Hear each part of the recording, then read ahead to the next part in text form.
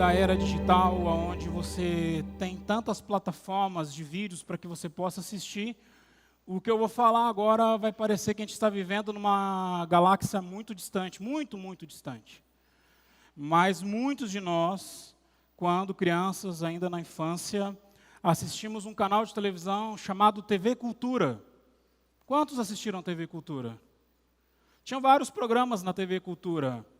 Se você é muito, muito antigo, tinha o Rá-Tim-Bum na TV Cultura, que com certeza você assistiu. E depois veio um programa chamado X-Tudo, que também você talvez assistiu, sim? Não? Eu gostava de assistir o X-Tudo. Mas tem uma galera mais nova já nessa geração que lembra da TV Cultura. Ah, tinha um programa também que tinha um menininho chamado Lucas Silva e Silva. Você lembra qual é o nome desse programa?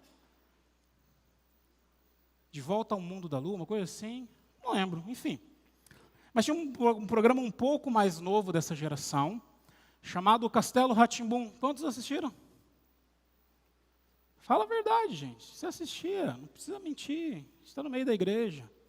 Mas tem um episódio do Castelo Rá-Tim-Bum que eu gosto muito, e eu estava lembrando dele essa semana, porque em dado momento do episódio, eles fazem uma grande competição para saber quem prepararia o melhor sanduíche. Então, estão lá os personagens, e eles começam, então, aquela grande competição, fazem sanduíches de mortadela, fazem sanduíches de queijo, fazem sanduíches de carne, de presunto, enfim, diversos sanduíches. Mas eu achei interessante que o sanduíche que ganha aquela competição é um sanduíche feito com pão francês e margarina.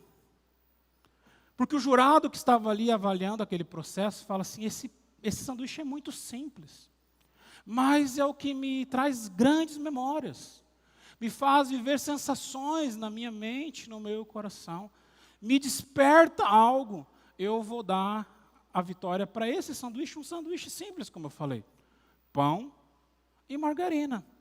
Algo que com certeza, sem medo de errar, todos nós aqui nesse salão já provamos. As coisas simples na vida, aquilo que é pequeno na vida, por vezes traz ao nosso coração grandes sensações e grandes sentimentos. Nós como cristãos,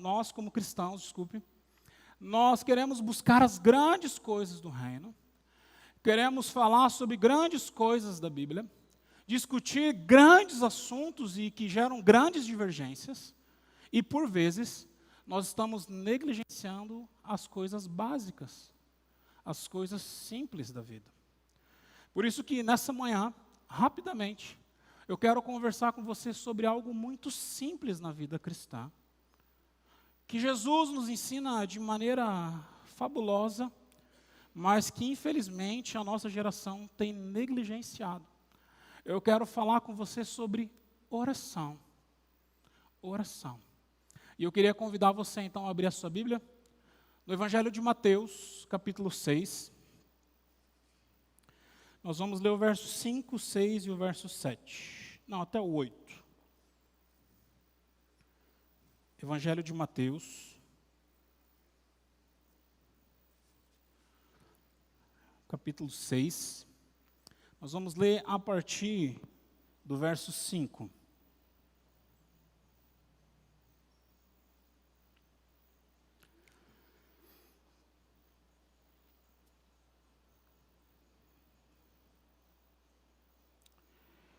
E quando vocês orarem, não sejam como os hipócritas.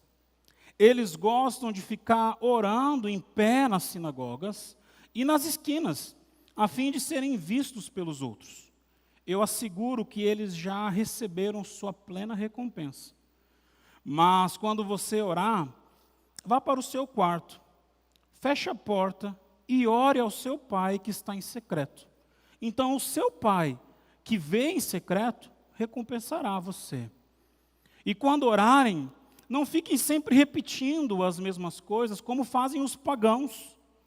Eles pensam que pelo muito falar serão ouvidos. Não sejam iguais a eles, porque o Pai sabe do que vocês precisam, antes mesmo de vocês pedirem. Tim Keller, nesse livro aqui, se você quiser, tem aqui na nossa livraria, você pode comprar, chama Oração. Ele define oração como a prática da nossa teologia. Diferente do que muitas pessoas pensam na vida cristã moderna, que ou você é alguém que estuda muito a palavra do Senhor e é um grande teólogo, ou então você é um homem de muita oração, cheio do Espírito Santo. Tim Keller fala que a oração é a evidência prática da nossa teologia. Se nós temos uma boa teologia, se nós temos um bom estudo das Escrituras, isso vai ser refletido na nossa vida de oração. Esse evangelho que nós acabamos de ler é o evangelho de Mateus, onde é registrado o Sermão da Montanha. O Sermão da Montanha, diferente do que muitas pessoas pensam, ele não é só as bem-aventuranças. Na verdade, as bem-aventuranças é a introdução de Jesus ao Sermão da Montanha. Porque o Sermão da Montanha ele vai caminhar todo o capítulo 5, 6 e 7 do evangelho de Mateus. E eu convido você, se você ainda não leu esse sermão, a você ler e gastar um tempo vendo aquilo que Jesus ensinou aos seus primeiros discípulos. E eu falo discípulos porque realmente o Sermão da Montanha, ele é voltado aos discípulos do Senhor. Quando você lê no capítulo 5, no começo desse sermão, fala que Jesus estava falando com várias e várias pessoas, mas que em dado momento, quando ele vai começar o Sermão da Montanha, ele se vira e ele fala com os seus discípulos. É como se ele estivesse dizendo para os seus discípulos que para seguir ele, para caminhar com ele, você precisava seguir cada passo desse sermão que ele iria propor então.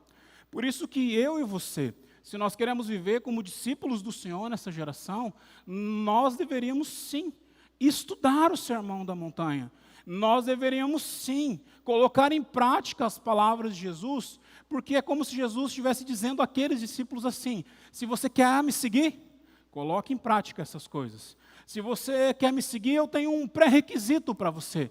Olhe esse sermão que eu vou falar e coloque em prática tudo aquilo que eu tenho para ensinar a vocês.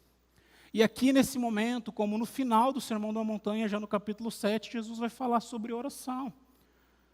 Jesus coloca para os seus discípulos a importância deles separarem momentos para estarem na presença de Deus. Aliás, algo que me deixa muito encucado quando eu olho a vida de Jesus é por que Jesus orava. Eu orar, você orar, tem uma resposta prática para isso, mas por que Jesus orava? E são várias e várias vezes que é relatado nos evangelhos que Jesus passou a noite orando, que Jesus deixou as multidões e se separou para que ele pudesse orar. Aliás, antes desse sermão, Jesus tem uma noite inteira de oração na presença de Deus. Então, se ele coloca no Sermão da Montanha, que é um pré-requisito para que eu e você vivamos como discípulos dele, a importância da oração. Se ele, como o nosso mestre, o nosso Senhor, dedicava grande parte do seu tempo em oração na presença do Pai, a pergunta que fica é por que eu e você negligenciamos tanto essa ferramenta? Passamos tão pouco tempo na presença de Deus.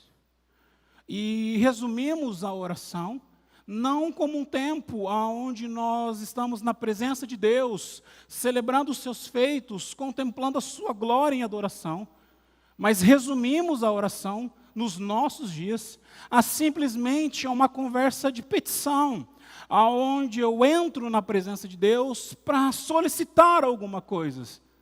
Ou quando eu entro na presença de Deus para tentar interferir, afinal de contas, os planos que Ele está direcionando para a minha vida não estão legais. E eu preciso dar uma consultoria para Ele, eu preciso ensinar a Ele como gerir a minha própria vida. Nós resumimos a oração a simplesmente um momento onde filhos mimados entram na presença do seu pai para exigir alguma coisa. E assim, meus irmãos, nós desperdiçamos essa grande ferramenta. Uma conexão direta com o nosso Senhor. Uma linha de telefone que jamais vai estar ocupada. Um caminho que jamais vai estar impedido de você acessar. Eu e você precisamos dedicar mais tempo em oração. Viver mais tempo na presença do Pai. Contemplar a sua glória. E aqui eu queria usar 2 exemplos. o exemplo de Isaías e o exemplo de Moisés, que quando contemplaram a presença do Senhor, saíram transformados. E Jesus aqui nesse ponto do sermão, ele faz duas advertências. E é sobre essas duas advertências que eu queria falar com você nessa manhã. A primeira advertência que ele fala assim: quando vocês orarem, não sejam como os hipócritas, que gostam de orar em pé nas sinagogas, ou que gostam de orar pelas praças, porque eu estou dizendo para vocês que eles já receberam a sua plena recompensa. Vocês, porém, quando orarem, entrem na casa de vocês, no quarto de vocês, fechem a porta e busquem ao Pai de vocês em secreto, porque o Pai que vem em secreto vai recompensar a vida de vocês. Jesus é duro nas palavras dele, e às vezes nós romantizamos a palavra do Senhor e não prestamos atenção naquilo que Jesus realmente está falando. Porque ele começa o texto dizendo assim: quando vocês orarem, vocês não podem ser falsos. Quando vocês orarem, vocês não podem viver como alguém que não tem intimidade. Quando vocês orarem, vocês não podem ser atores. Quando vocês orarem, vocês não podem fingir que tem um relacionamento. É essa a ideia de hipócritas aqui no texto. A ideia de alguém que quer manifestar uma santidade, quer manifestar uma religiosidade, quer manifestar uma intimidade com o Pai que ele verdadeiramente não tem.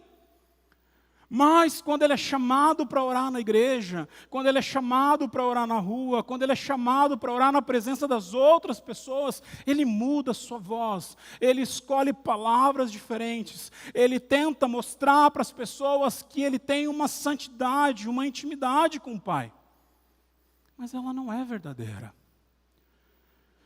Jesus, então, nos ensina que entrar na presença do Senhor requer de nós abrir o nosso coração em sinceridade. Abrir e rasgar o nosso coração como nós somos. Falar com Ele com as palavras que nós sabemos falar. Expressar as nossas emoções da maneira que nós sabemos expressar. Afinal de contas, Ele está nos ouvindo. E uma vida de oração não tem que ser pautada por aquilo que eu manifesto às pessoas. Eu não tenho que simplesmente orar para mostrar para as pessoas que eu sou santo ou que eu tenho intimidade.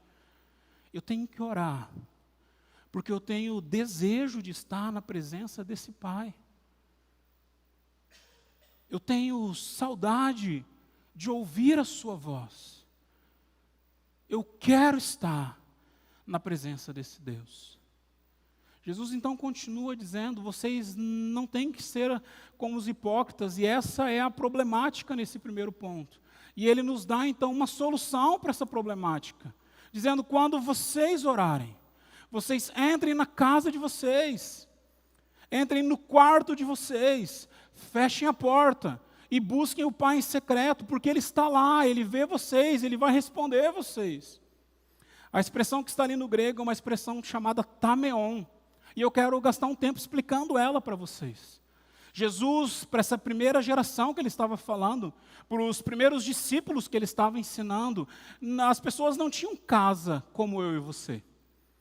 Eu, por exemplo, estou num período de mudança. Tenho que sair do apartamento que eu estou e achar um novo apartamento para morar. Aliás, se você souber, quiser me procurar, estou à disposição, viu? E quando a gente vai olhando as fotos desses novos apartamentos, dessas novas casas, a gente coloca lá: eu quero um apartamento com 3 quartos, com uma sala, com sacada, tem que ter um banheiro, 2, 3, 4 banheiros, tem que aceitar pet. A gente tem uma visão de casa completamente diferente da visão dos dias de Jesus. As casas nos dias de Jesus não eram casas repartidas como as nossas. Não tinham 2 ou 3 dormitórios, 4 ou 5 banheiros, não sei se aceitavam pets ou não.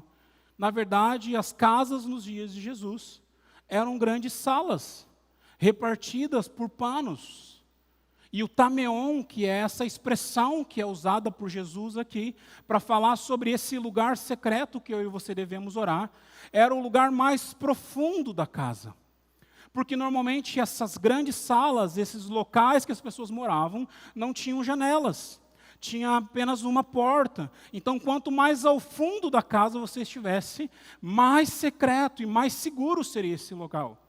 Lembre-se que em dado momento Jesus estava pregando uma vez e a casa ficou tão cheia que 4 amigos pegaram o seu amigo com deficiência e rasgaram o telhado e colocaram o amigo na presença de Jesus, porque não haviam outras janelas, não haviam outras portas, não tinha a porta dos fundos para você entrar.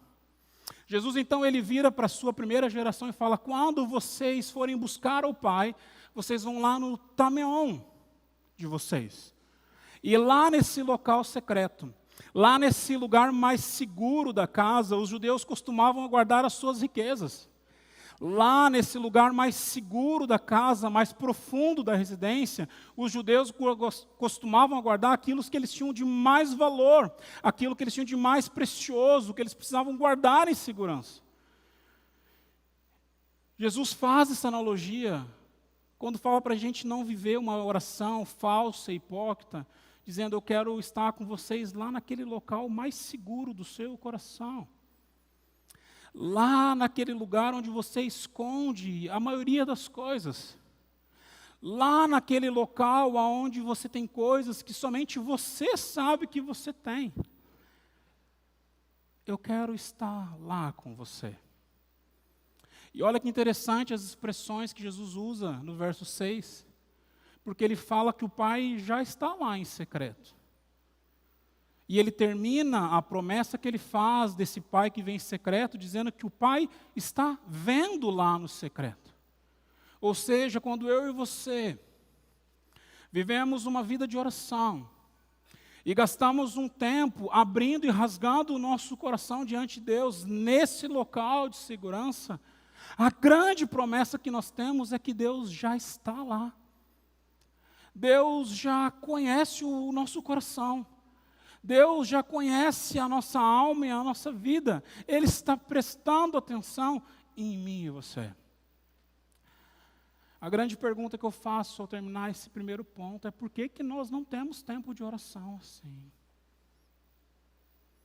Talvez você saia daqui pensando: vou montar um Tameon na minha casa. Um lugar secreto para buscar a presença de Deus. Para tentar viver isso que o pastor Rodrigo acabou de falar.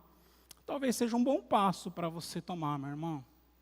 Num mundo tão barulhento e tão caótico que nós vivemos, talvez tenha um lugar onde você consiga, inclusive, desligar o seu celular, se desligar dos filhos, da esposa, do esposo, do pet, ficar somente você e Deus, seria algo maravilhoso. Mas mais do que esse lugar físico, você precisa estar com o seu coração nesse lugar secreto. Com o seu coração nesse local de segurança. Porque é lá que o Pai está. Segunda ideia que eu queria que você guardasse nessa manhã. Jesus fala a partir do verso 7 dizendo assim: vocês, quando orarem, não fiquem sempre repetindo a mesma coisa como fazem os pagãos. Eles pensam que pelo muito falar serão ouvidos. Não sejam iguais a eles, porque o Pai sabe que vocês precisam antes mesmo de vocês pedirem. Jesus, ele faz uma ilustração falando sobre hipocrisia, falando sobre uma vida sem sinceridade. E agora ele usa uma outra expressão para falar sobre uma falsa religiosidade. A ideia de pagãos aqui no texto, para aquela primeira geração, era a ideia de qualquer pessoa que não fosse um judeu, qualquer pessoa que não servisse o Deus de Israel. E talvez você tenha uma memória quando você lembra de 1 Reis, capítulo 17, quando Elias desafia os profetas de Baal, para ver quem era o Deus verdadeiro de Israel. E ele fala: o Deus verdadeiro de Israel vai ser aquele que responder com fogo sobre o altar. E eu gosto muito desse texto das Escrituras, porque às vezes a gente esquece que os personagens bíblicos são um pouco sarcásticos, que eles têm um bom humor, porque o povo estava lá orando ao seu Deus pagão, fazendo grandes repetições e grandes orações. O texto fala que eles começaram a se cortar, e Elias vira para eles e fala assim: eu acho que é melhor vocês falarem um pouco mais alto. Talvez ele não está ouvindo vocês. Talvez ele foi viajar. Talvez o telefone dele está ocupado, por isso que ele não está ouvindo vocês. Talvez era essa história que Jesus tinha na sua mente, quando ele vem falar sobre esse texto. Dizendo que não é pelas muitas repetições que nós vamos ganhar alguma coisa diante de Deus. E antes que você saia daqui, dizendo que você não pode orar mais de uma vez pela mesma coisa. Pastor, eu oro tantos anos pela conversão do meu marido, da minha esposa, do meu filho, da minha mãe, da minha avó. Então o senhor está dizendo que eu não tenho que orar. Não é isso que o texto está dizendo, meu irmão. Porque o texto não fala somente para você não ter vãs repetições. Mas ele fala que não é para a gente orar com vãs repetições, buscando assim mudar o pensamento de Deus. Ou seja, ganhar Deus no cansaço. E se você tem filhos, você sabe como isso funciona. O seu filho, ele te pede 1.229 vezes a mesma coisa. Eu gosto de ver lá em casa, porque depois da 1000ª vez, eu já respondo para os meninos assim, a minha resposta é a mesma que eu acabei de dar para você há 2 segundos atrás. A minha resposta é a mesma que eu dei para você há 10 minutos atrás. E eles vão tentando. E por várias e várias vezes, nós mudamos de opinião. Você não mudou como pai? Quantas vezes seu filho te pediu algo, pediu, e você mudou de ideia? E aí nós achamos que diante dessa analogia, nós vamos fazer a mesma coisa com Deus. Que nós vamos entrar na presença de Deus, e depois de explicar algo para o Senhor, depois de falar várias vezes com Deus, depois de providenciar para Ele vários slides, vários filmes, e mostrar por A mais B que os planos dele estão errados, que o Senhor vai mudar a sua maneira de pensar. E é justamente sobre esse ponto que Jesus está falando aqui. Eu e você, nós não temos nenhum poder de mudar os planos de Deus. Aliás, algo que eu e você deveríamos aprender, a oração, ela não serve para mudar o coração de Deus a nosso respeito. Mas a oração serve para mudar o nosso coração a respeito dos planos de Deus. Serve para que a gente tenha intimidade com esse Deus, para compreender todos os seus propósitos. Serve para compreender o poder que esse Deus tem, para que assim possamos descansar. Tanto é que a promessa que Jesus fala ao final desse ponto é simples.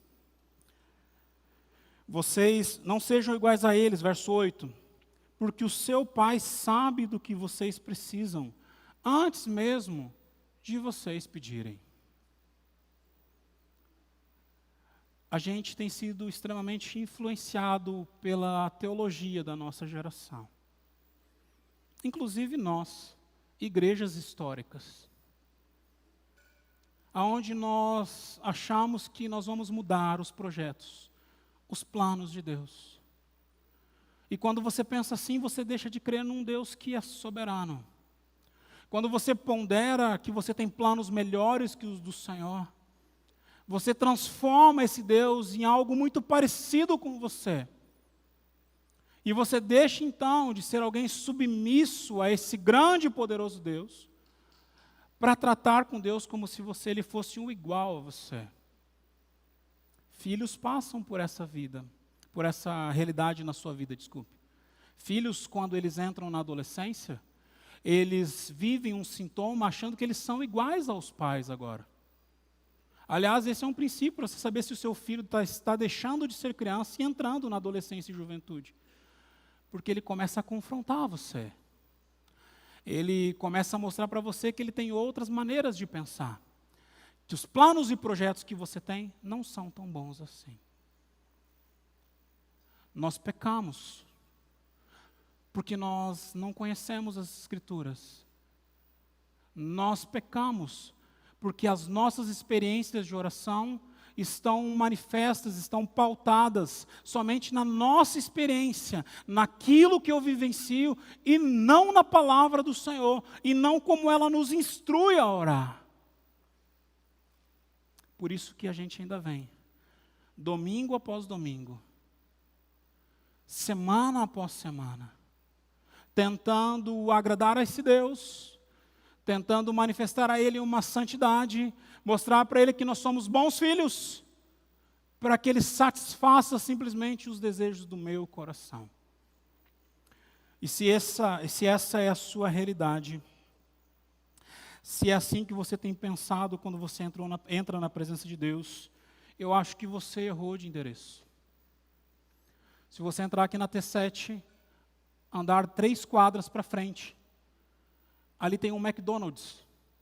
No McDonald's, você entra e você pede o que você quer, e às vezes você ganha o que você quer.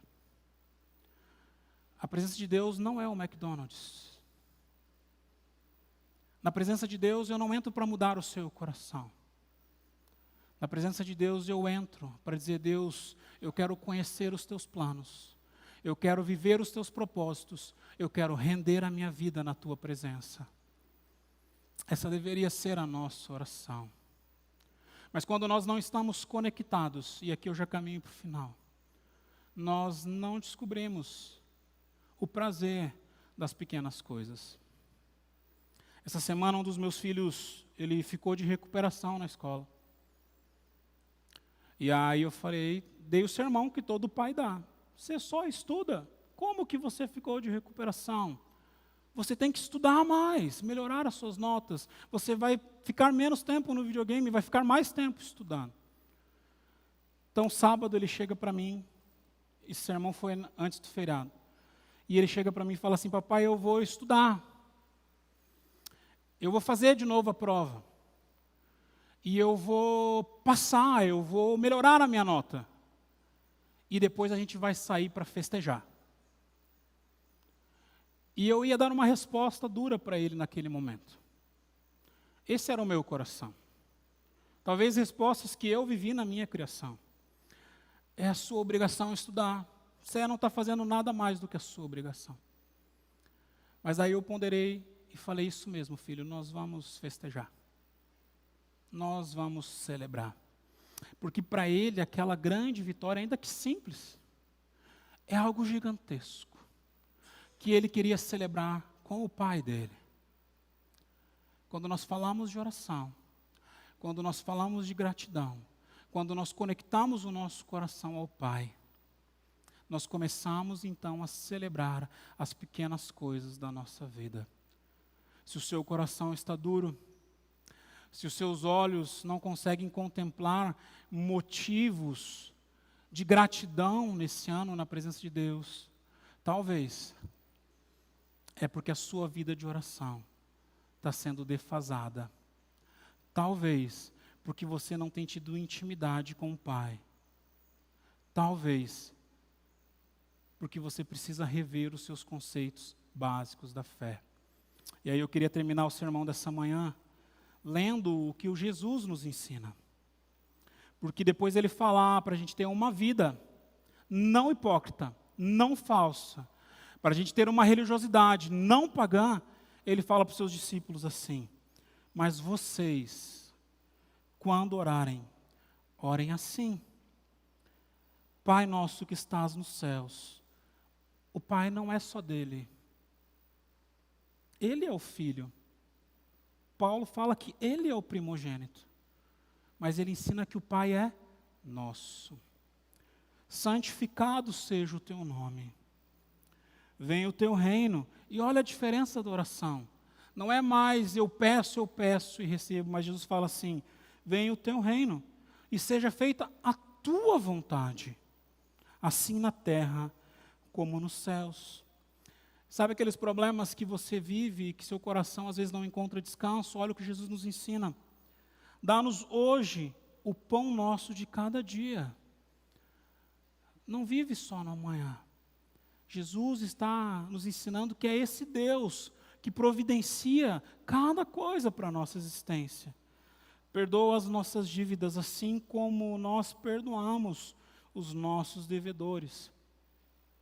E não nos deixe cair em tentação, mas livra-nos do mal, porque teu é o reino, o poder e a glória para sempre. Amém.